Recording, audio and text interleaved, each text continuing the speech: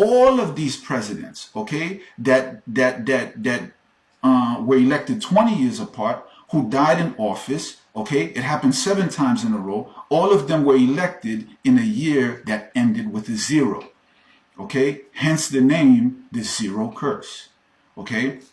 Now, folks, I'm not saying that this is, absolutely 100% a curse and that's what it is, this and that. But it's very odd, okay, that these things happen like that. And supposedly, this is what the man said. Now, I don't know if he said this for sure. I wasn't there, okay? I'm just going by what is documented, okay? And you guys can look it up. You guys will see it on Google. You'll see it on YouTube, okay? If you bring this up, you'll see that. That's what I'm going by. Okay, now I have the names, okay, and the dates of these presidents. Now we have President William H. Harrison, elected in 1840, okay, succumbed to typhoid on April 4th, 1841. He was the first American president to die in office, okay, after this incident was with Tecumseh and Tenskwatawa over the land of the Shawnee people, okay? Now, the next one was Abraham Lincoln, elected in 1860. He was assassinated on April 15th, 1865. He was the first American president to be assassinated, okay? Now, 1840 to 1860, that's 20 years, okay? Next is James A. Garfield, elected in 1880. Okay, 60 to 80 is 20 years, was assassinated on September 19th, 1881. Okay, next we have William McKinley, elected in 1900. Okay, he was assassinated on September 14th, 1901. After that, we have Warren G. Harding, elected in 1920. He succumbed to a heart attack on August 2nd, 1923. Okay, next we have Franklin D. Roosevelt, elected in 1940. He succumbed to a cerebral hemorrhage on April 12, 1945. And of course, last but not least, we have John F. Kennedy, elected in 1960, and was assassinated on November 22nd, 1963. Okay, 7 sitting presidents total. Okay, but check this out, folks. It was almost 8. It was almost 8 presidents, okay? Ronald Reagan, who was elected in 1980, was the next president in line for this eerie pattern, okay? Now, on March 30th, 1981, as President Reagan left the Washington Hilton and headed towards his limousine after a speaking engagement, a gunman by the name of John Hinckley Jr. shot and wounded the president. One of the bullets ricocheted off of his limousine and hit him under the left armpit, entering his lung and stopping 1 inch away from his heart, okay? Another inch, and Ronald Reagan would have been the 8th president, okay? Remember, he was elected in 1980, okay? He would have been the 8th one. But what's crazy about the Reagan assassination attempt is that this man who tried to kill him, John Hinckley Jr., had no problem with the president. He had no issues with Ronald Reagan.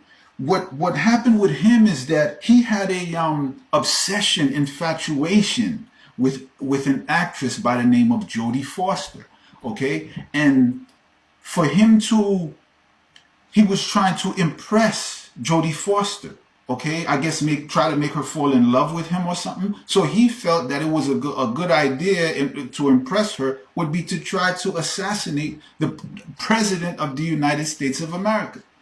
You understand? He had no problems with Ronald Reagan. That's what's crazy about this.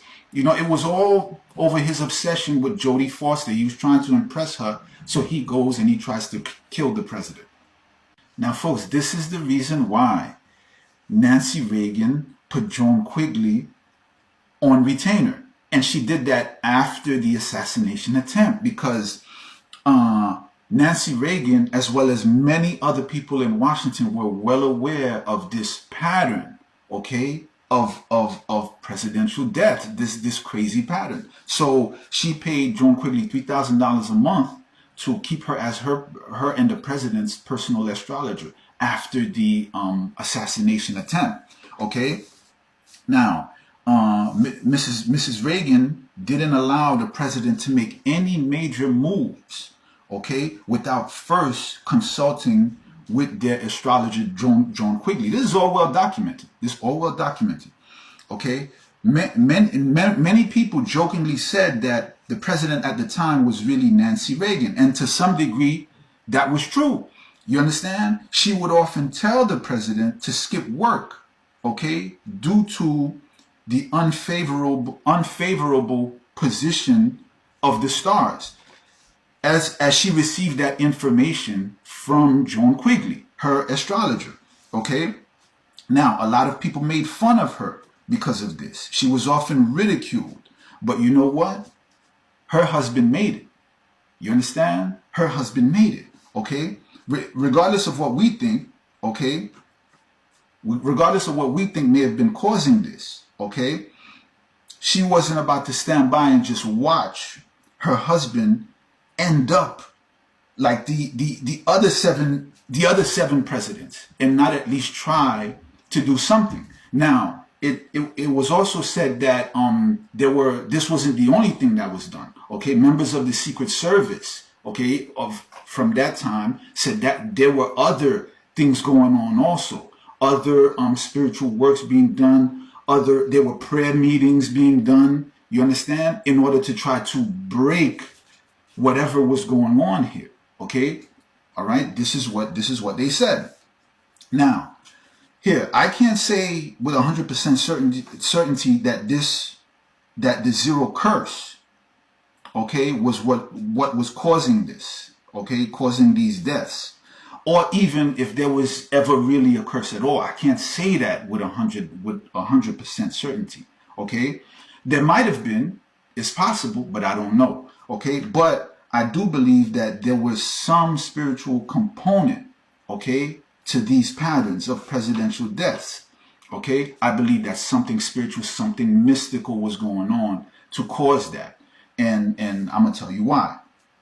Now, there are a couple main reasons why I feel this way. Now, number one, disputes over land, okay, are very notorious, okay, for, okay, deadly spiritual attacks.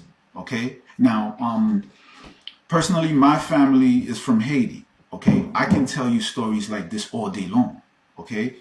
But it wouldn't carry the weight, okay, of this story. Okay. This is part of American history. Okay. So it wouldn't carry that type of weight. But I hear these things all the time. Growing up, I heard these things. I could tell you stories about this all day long. Okay. You have, you know, some Haitian people will kill you for your land. You understand? So, you know, I could only imagine what, you know, would happen if you take someone else's land. Okay, folks, it was estimated the United States took 3 million acres of land from the Native American tribes. Okay. Now, I can't even imagine what 3 million acres of land, you know, looks like. I can't even imagine that.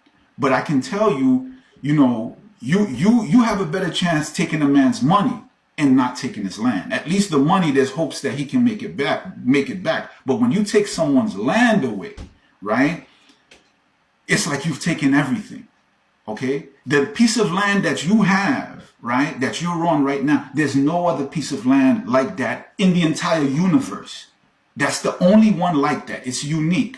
Okay? Someone takes that from you. That's devastating. Okay? They took 3 million acres of land. Okay? Now, listen. Facts are, nobody's going to sit there and watch you take 3 million acres of land and not do nothing. And I know that land disputes are notorious for deadly spiritual attacks.